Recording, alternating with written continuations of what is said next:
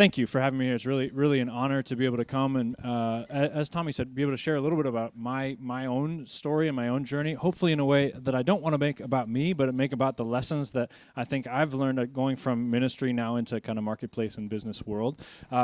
And the thing that I want to get, like I'm all for just the transparency right out of the gate. Like what I want to land with you in this is through my own story and through my own journey, the impact that people just like you that are in the business world and in the marketplace actually had on me throughout my ministry time as well, which had a dramatic impact on me, and I hope to show that to you as I share a little bit about my story.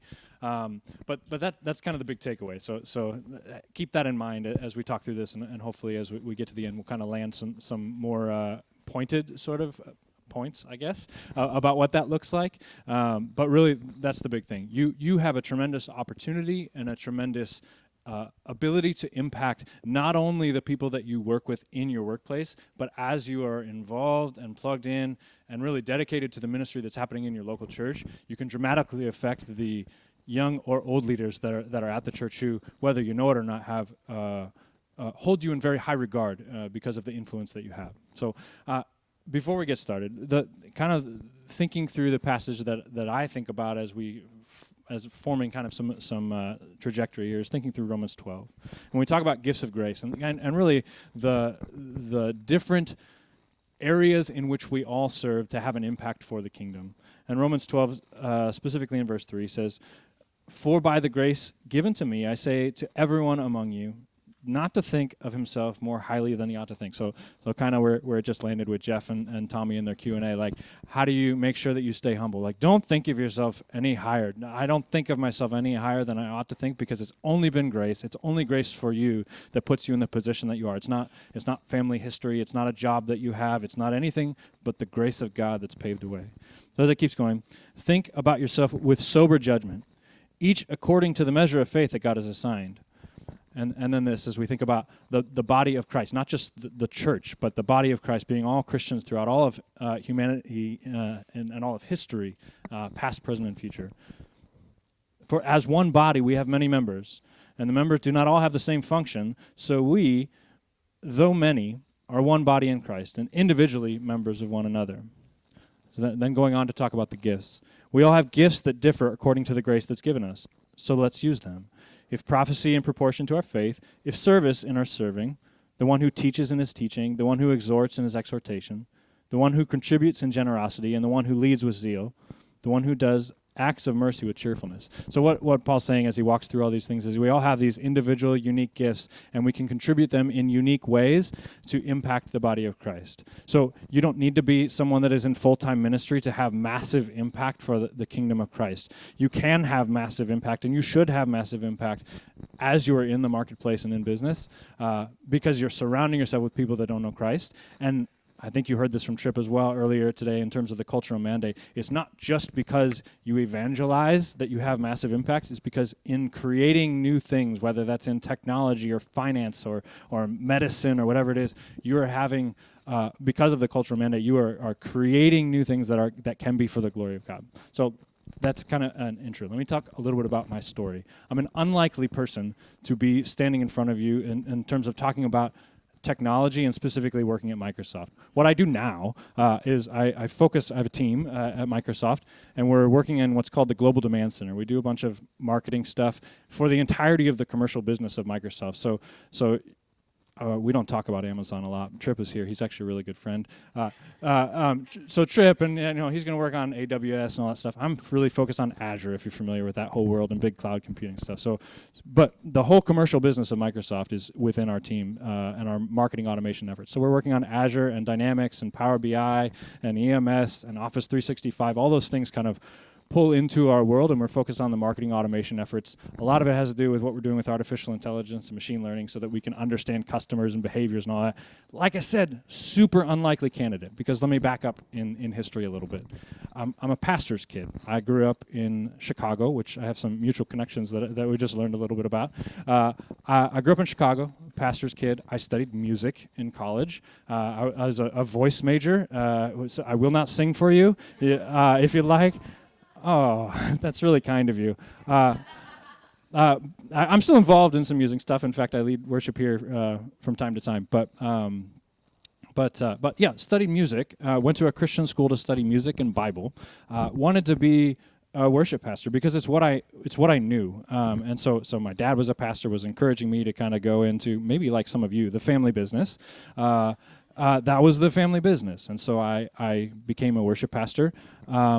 Was in Chicago at the time. Then I lived in, if you've ever been to Cleveland, Ohio, and has anyone ever been to Cleveland?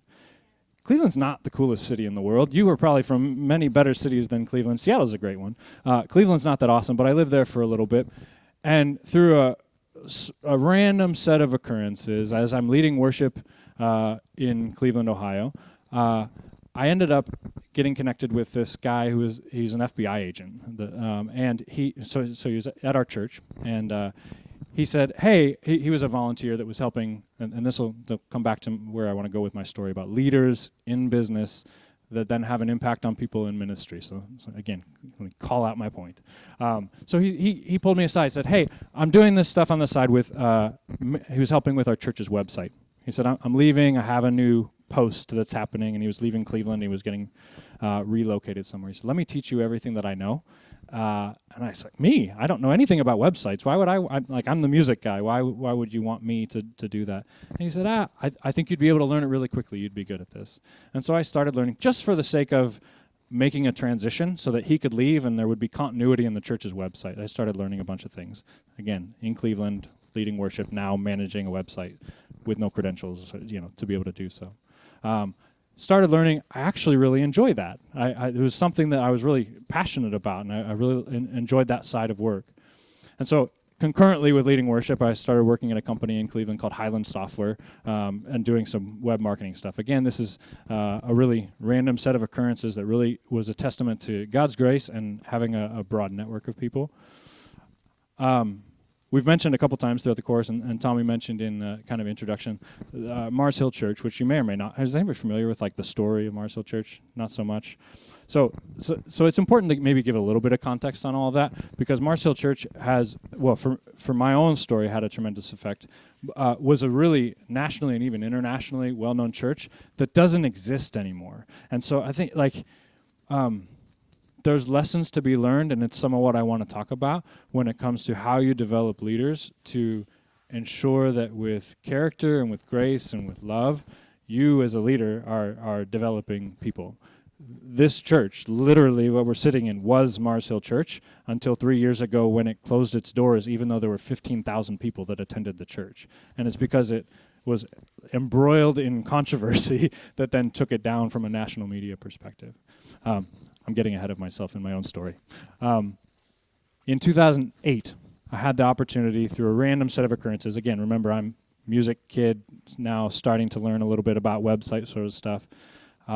Mars Hill Church at the time was at its kind of heyday of growth, and it was here in Seattle, across a couple of other locations as well. Had the opportunity to move here and to become an intern. So I moved to Seattle. I moved into the basement of a family who actually now attends Doxa Church, but I moved into their basement. He worked at Microsoft, and they had an extra room, and I became an intern making $17,000 a year, which is not really a lot anywhere, let alone in Seattle, especially at the time. So I really needed the free housing in somebody's basement. So I became an intern, and I was working on some music stuff here in Seattle and a part of Mars Hill Church, which was, as I said, growing and developing. Went through a number of other kind of transitions in roles, and I was overseeing communications and productions. Eventually, the executive pastor of Mars Hill Church in Bellevue, which is this building. Again, Mars Hill Church doesn't exist anymore. Keep that in mind, because it's kind of critical.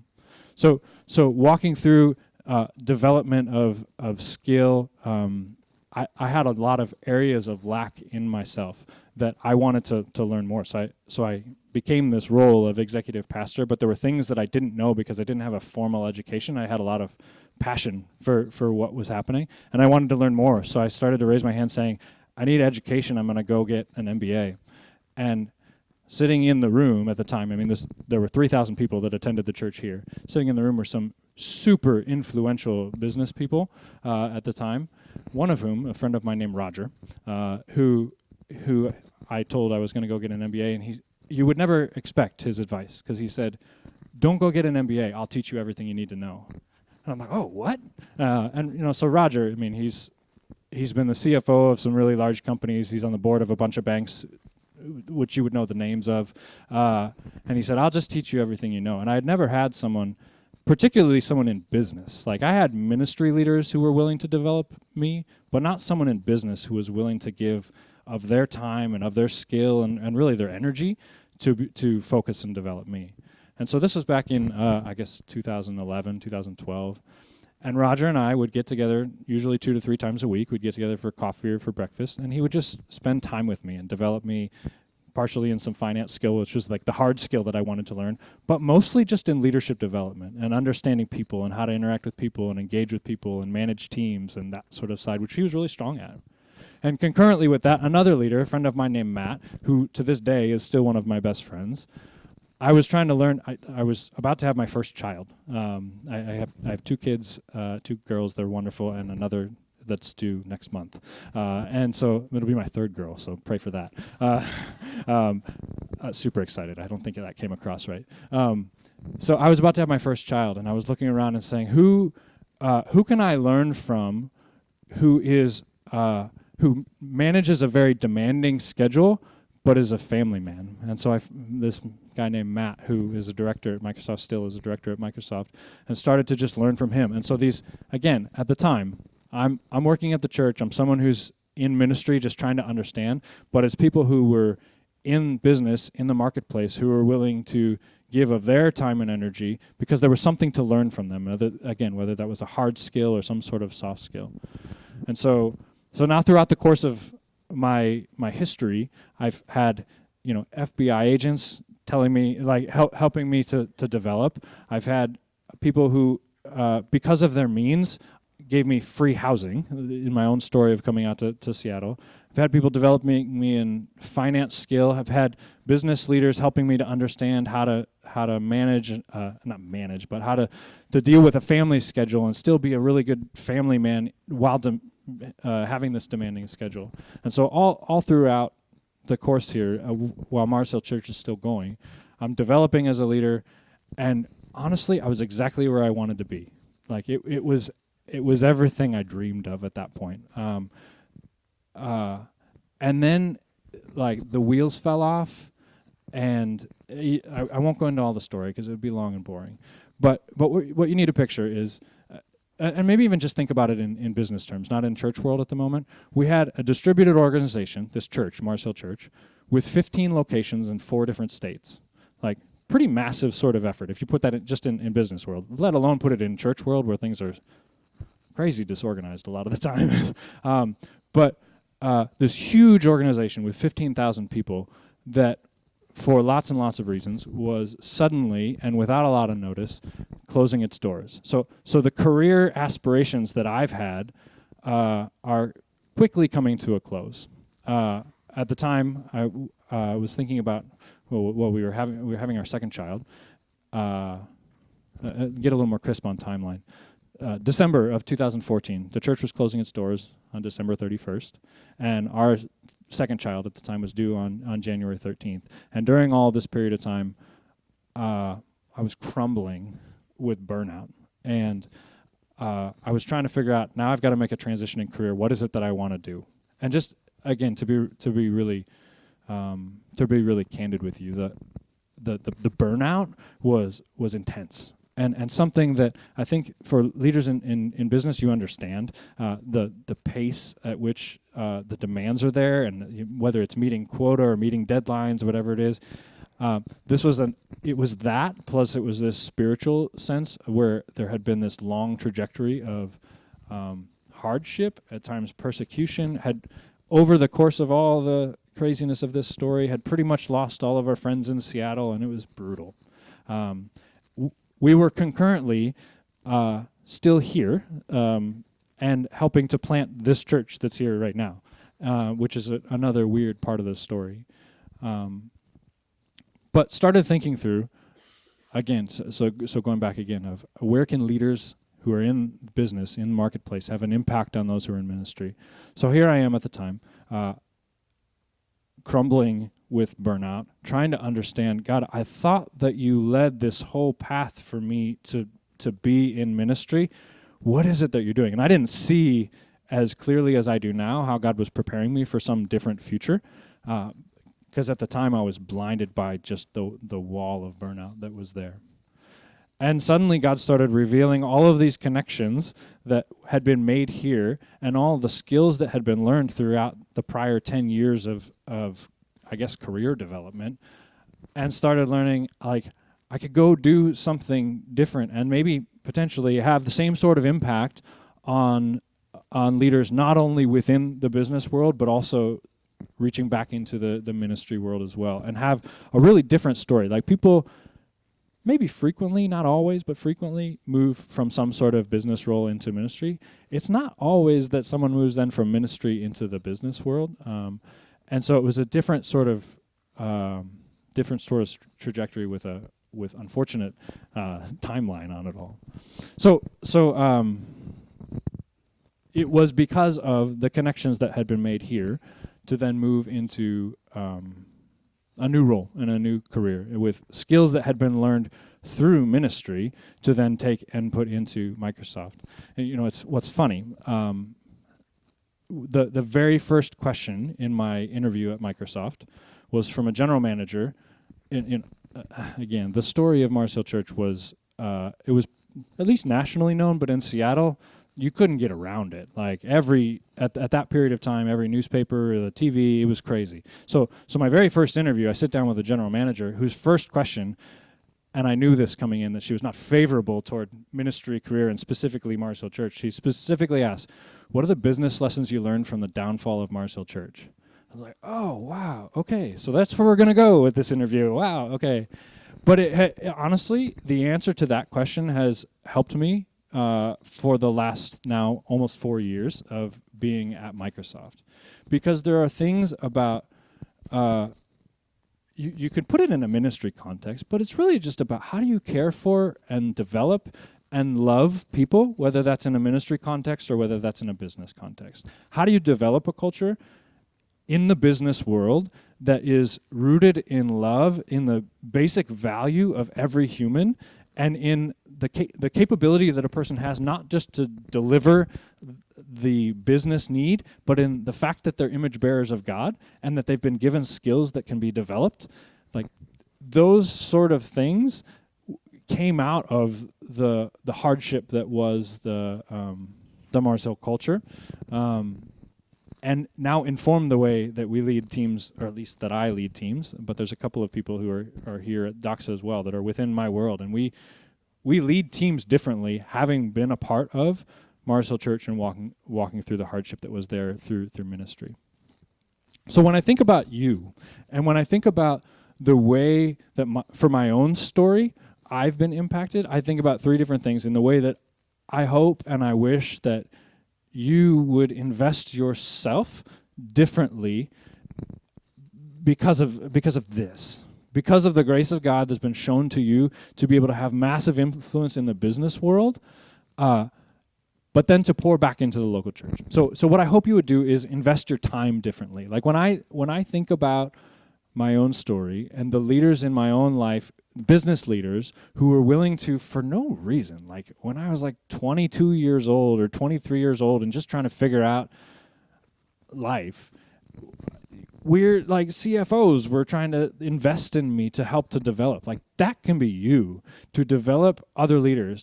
There was no, when I think about Roger, there was no return on Roger's investment from a human perspective for him to develop me as a leader. It had nothing to do with his business career. It was only about helping the local church, and he had skills that could help the church that he attended.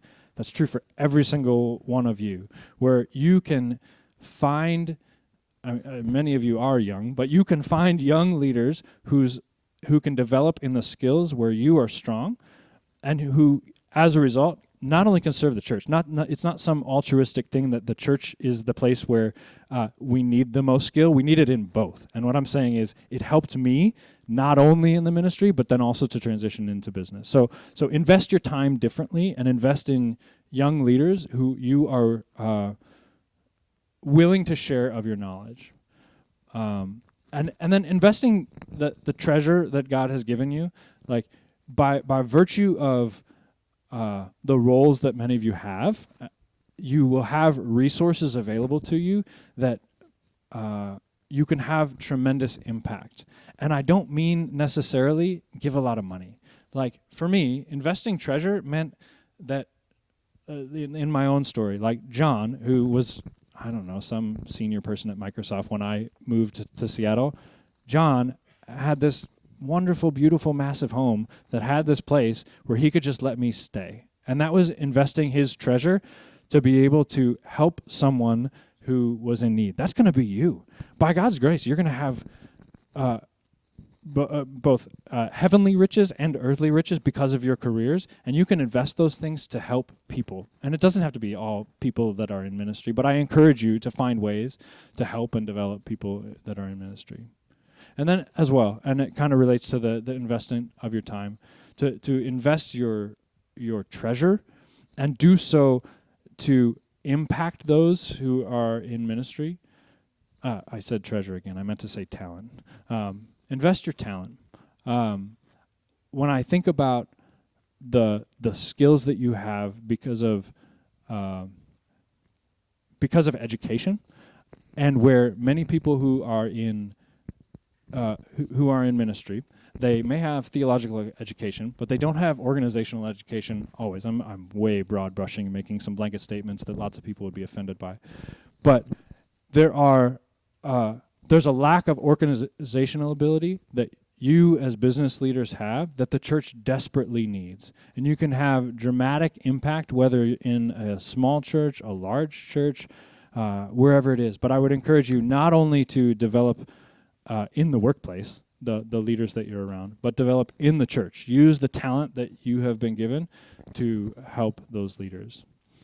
So again, when I think about my own story, and when I think about the way that God has paved a way to go from, well, candidly, this is the only church that I've ever been a part of here now, Doxa Church, that I've ever been a part of that I wasn't either the pastor's kid or one of the pastors. Like, so for me, it's this wonderful opportunity to see the grace of God, and for the first time in my entire life, be a person that's in business, that's figuring out what does it mean to be a member of the church, that's figuring out what does it mean to have a family and lead that family and be involved in volunteer capacities and all of these different things. And that's, I think, most of you. You're figuring out what does it mean to have a great career, what does it mean to be involved in your local church, to have a family, all these sort of things. And so for me, it's this wonderful opportunity having a history elsewhere to then see another side of things that I didn't see before. So I have tremendous appreciation and admiration for the work that you do, because it's where I am now. I didn't understand it in the past because I was so focused on just ministry world. But I see it so much more now, being in marketplace and in business. So I hope that's helpful. There's a lot more stories that could be told that might be boring if you're not super familiar with the real Mars Hill story and how all of that transition happened. But when I think about that, just the encouragement and the point that I would want you to leave with is to invest the way that you think about your own career, not only into the development of leaders that are in the workplace with you, but are also there are leaders within your churches and within ministries that are yearning to be developed by someone just like you. And see the skills that God has given you as something that you can use to help those people, because they're yearning for it. Whether they're asking or not, they're yearning for it. So, as executive pastor, sometimes some of us have the honor over time of being the CEO, of being the president of the organization, but we spend a lot of time actually being the second chair. We have bosses that all of us have to report to, or boards that we direct to. especially how do you lead well for those sometimes when you're not in charge? How do you manage your leaders or your bosses, especially when they have a opinionated personality or they have strong personalities, but you disagree? How do you lead well but still honor and respect your boss? Yeah, great question. I think so. I mean, you can. Everybody familiar with John Maxwell's 360-degree leader? Super good book. If you haven't read this, you should go like for real, like write it down. Go read this book, 360-degree leader. And he talks about how you're leading downwards, so people that maybe are your direct reports or others who are lower than you.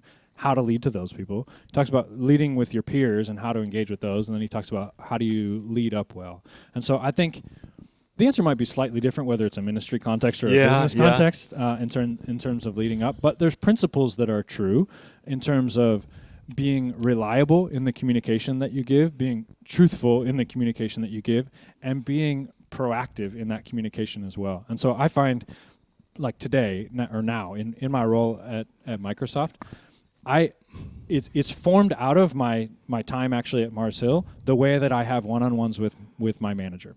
And I didn't understand it at the time. I'll paint a picture of Mars Hill and how it then informed the way I do Microsoft. At Mars Hill, we had weekly reporting that was required for it was end of day, 5 o'clock, where you had to submit this massively long report that was going to be everything that was happening across the entire organization so that it could be sent up to the most senior leadership.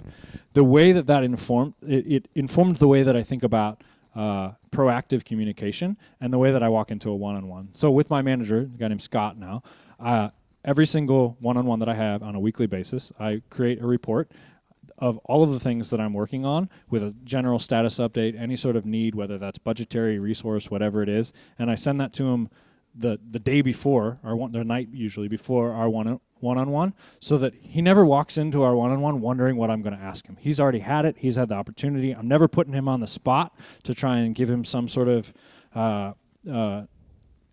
to put him in a position where he's being asked a question that he's not had the opportunity to think about. And so trying to be proactive in that communication and show, if you also read the Effective Executive, it'll talk about you need to be prepared every time you take your leader's time. I think about that a lot as well. As there should never be a time that I'm walking into my manager's office that he's not seeing that I'm prepared to be able to have a conversation about whatever that given topic is. And that honestly, that was all formed out of the time through ministry career and the way that we had all of our reporting structures there. Yeah. Last question in terms of teams. Probably all of us here have worked with teams or been involved as part of a team, or we've led teams as well too. Derek McNeil looked at us in terms of this Last Supper where Judas and Peter betrayed him within the team, and things were going well before that. Everyone was kind of serving together and everything like that. Within the team, how do you prevent one person from kind of just taking control and doing whatever is best for them, but really being able to understand what's good for the overall team? Yeah, that's a great question. With my own team specifically, I'm not sure that I have a concrete example of that today, just in the way that our roles function. But I think in general, you're always trying to inspire people with what the mission is, and you're trying to help people be on board. And when I say mission, I don't mean in a ministry context. The mission of the organization. You can allow people to do their work job by giving directives and telling them exactly what it is that needs to happen at every given point. And I actually find when you're that prescriptive in your leadership, that's where you find people trying to come around that leadership to posture or to find their own platform. When you inspire people with what the mission of the organization is, and like in the Simon Sinek sort of way, like start with why, like explain the why of what is actually happening.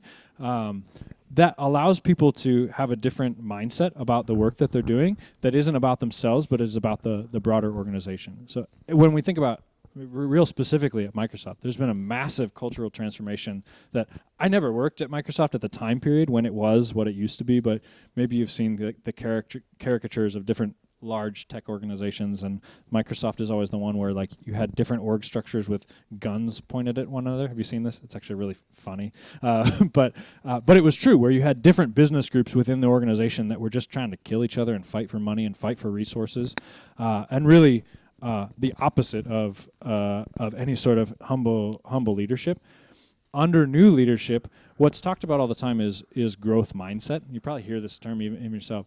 I love this terminology, but it only goes so far, and it lacks having a gospel rootedness. Like, it's true in what it's saying, but there's so much more that could be said, and that's where you have to be sensitive of this actually in the workplace in terms of how it's spoken. But we try and take our people further to understand it's not just about the fact that you can, like Satya, our CEO, will say, be a learn-it-all and not a know-it-all. Like, that's a really nice and pithy statement. But there's more to it. There's more to life than just learning new things. It's learning about the right things. And so we try and talk about that. And last comment, Jason, I think a lot of times is, wouldn't you say, I mean, a lot of these guys are younger guys and they're just beginning, or they're learning their style. It takes time to figure out what your style is, how you lead, and how I lead is probably different than how you lead, which is very different from, all of us have different styles, and it takes time to really get to know those styles too. It does. Moving from ministry to business, there are things, and this is going to sound funny. And again, it's, if you don't know all the context of Mars Hill, maybe it's not going to land entirely. But the workplace environment of of Mars Hill was tremendously demanding. Did not allow for work-life balance. Made it more difficult to care for a family than I could have ever imagined. And I never expected to get to Microsoft and be in marketplace business and have the freedom and flexibility that I do now. And so I look back, and so this is like the development of leadership. When the church that I had worked at, and really I felt really great about the things that I had put in place, when it all was coming down and collapsing, I was starting to realize my own contribution to some of the things where culturally inside the organization we didn't have a healthy staff culture. Because you can blame it on other people, but you got to take responsibility some for yourself. And I had a part in that. And I mean, I specifically was working at this location and the team of 20 or whatever that we had here.